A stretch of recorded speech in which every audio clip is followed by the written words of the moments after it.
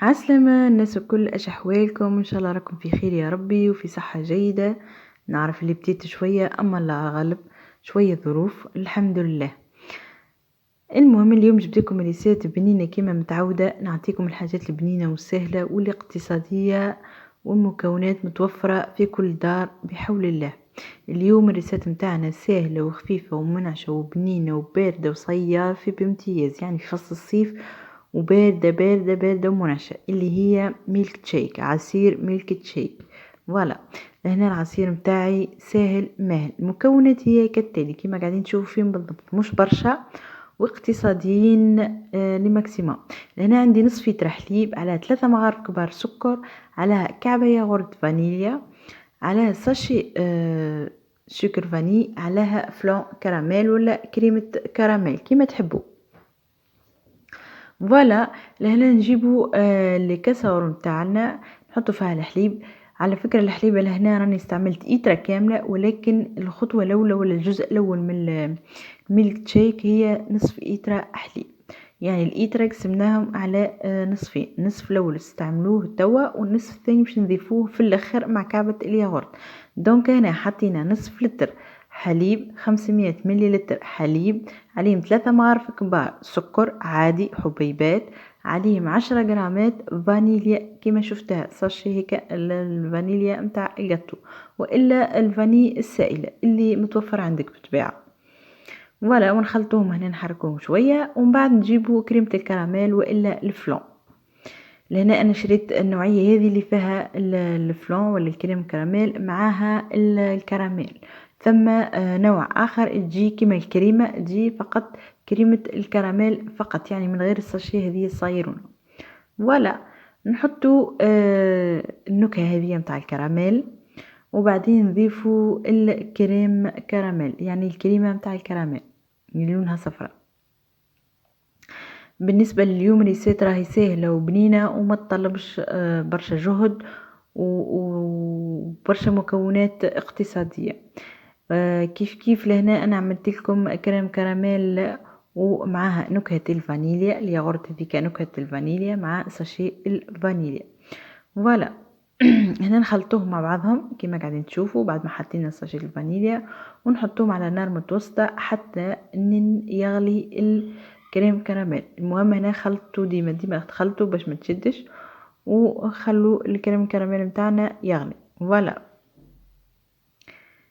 يلزم الكريم كراميل باش يجينا بعتالي ممتاز ويجمد. كي نحطوه يبرد يلزم يعمل الكشكوشه ويفور.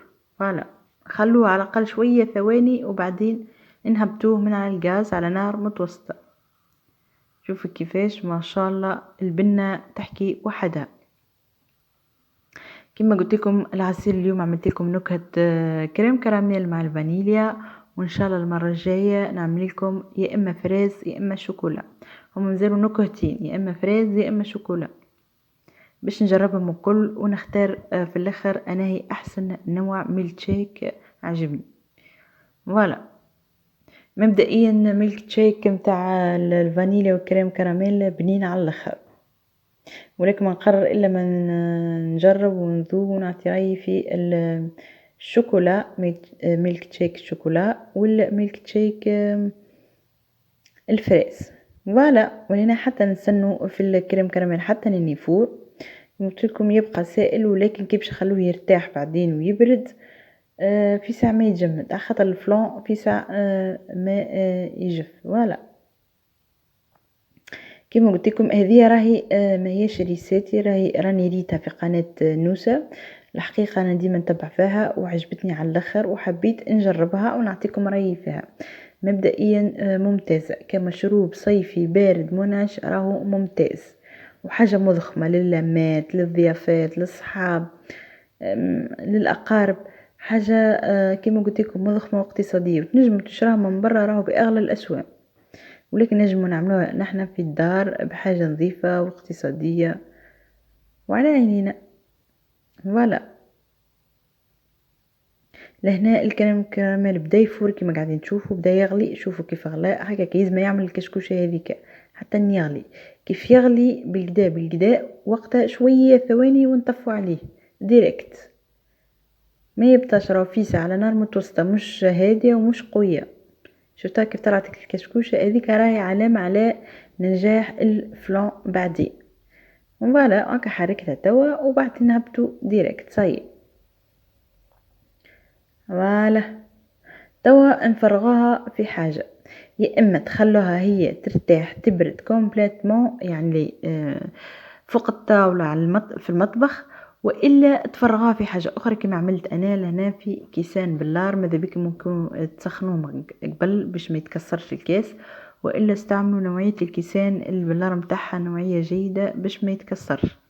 فوالا كما اللي عندي لهنا نوعية جيدة وخشين متاعها البلار معناتها ما يتكسرش. شفتوا كيفاش حطينا فيها عصير سخون تبارك الله ما شاء الله ما ترى حتى شيء. فوالا وبعدين بعد ما فرغنا كمية العصير اللي في الكسرولة على زوز كيسان، هذه راهي كمية نصف إترة، حطيناهم في الكونجيلاتير في بيت الثلج لمدة 3 ساعات. شفتوها كيفاش جمدت، معناتها راه الفلون تاعنا ممتاز، ريسات ناجحة 100%. فوالا لازم يجيكم جامد ومتكتل. هيك الكشكوشة اللي فارت في الاخر هذيك دليل على نجاح الفلون تاعنا. فوالا هذه نصف لتر الاولى متاع الحليب. توا باش نضيفو نصف لتر الحليب الثانية وكعبة الياغورت الفانيل اللي قاعد نوريكم فيها وكمية الفلان المتجمدة، ونخلطوهم في خلاط كهربائي والا بالباتير برا كيما تحبوا في المكسار، المهم باش في ساعة يتخلط لنا وما يتعبناش. انا حطيت كميه الفلون اللي بردت كيما قلت لكم، راني بعد ما طابت وطلعت الكشكوشه فرغتها في الكيسان كيما شفتوا وحطيتها في الكونجيلاتير بيت الثلج لمده 3 ساعات. على فكره لازم تخلوا العصير متاعنا وقت اللي يكون سخون برشا لازم يرتاح شويه يبرد وبعدين تحطوه في الثلاجه. ردوا بالكم تحطوه هو سخون، راهو ثم امكانيه كبيره اني فسد لكم لا قدر الله الفريجيدير نتاعكم. فوالا هنا بعد ما حطينا كميه الفلون حطيت كعبه الياغورت الفانيليا وباش نزيد عليها كميه الحليب المتبقيه اللي هي نصف لتر 500 ملي لتر. فوالا هذايا الجزء الثاني من الحليب. الكل في الكل استعملنا إيترا حليب، والكميه هذه شفتوا كيفاش المكونات اقتصاديه فريمون على الاخر. عملت لي تقريبا 6 كيسان من الكاس. ركش نوريه لكم اللي شفتوه من الاول في الفيديو من الاول. هكا كاس ما شاء الله كبير معتبر معناتها مشبع ما شاء الله. وهكا بعد ما رحيناها مع بعضها شوفوا النتيجة اللي اتحصلنا عليها. ميلك شيك على بزو معناه ممتاز، نكهة الكراميل والفانيليا كي تشروه من برا تشروه باغلى الاسوام وتحيروا فيه كيفاش يعملوا فيه، معناتها ما يجيكم هيك الفضول كيفاش يتعمل الميلك شيك. فوالا كيما قلت لكم الريسيت هذه راني خديتها على قناه نوسه للامانه، شفتها الاسبوع التالي حبيت نجربها، وزيد نحنا داخلين على فصل الصيف حبيت نجرب معاكم المشروبات الاقتصاديه المنعشه البارده الصيفيه، واللي كيما قلت لكم حاجه مضخمه وممتازه وتتقدم في المناسبات ولا في الضيافات ولا اللمات ولا حتى لينا احنا معناتها لصحتنا للجو متاعنا يعني.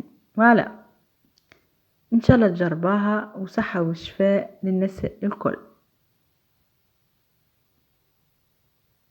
شفتوا كيفاش فضلي كميه كبيره كيما قلت لكم راه عمل لي 6 كيسان من الكاس هذايا من الحجم هذايا ما شاء الله كميه كبيره. صحة وشفاء الناس الكل.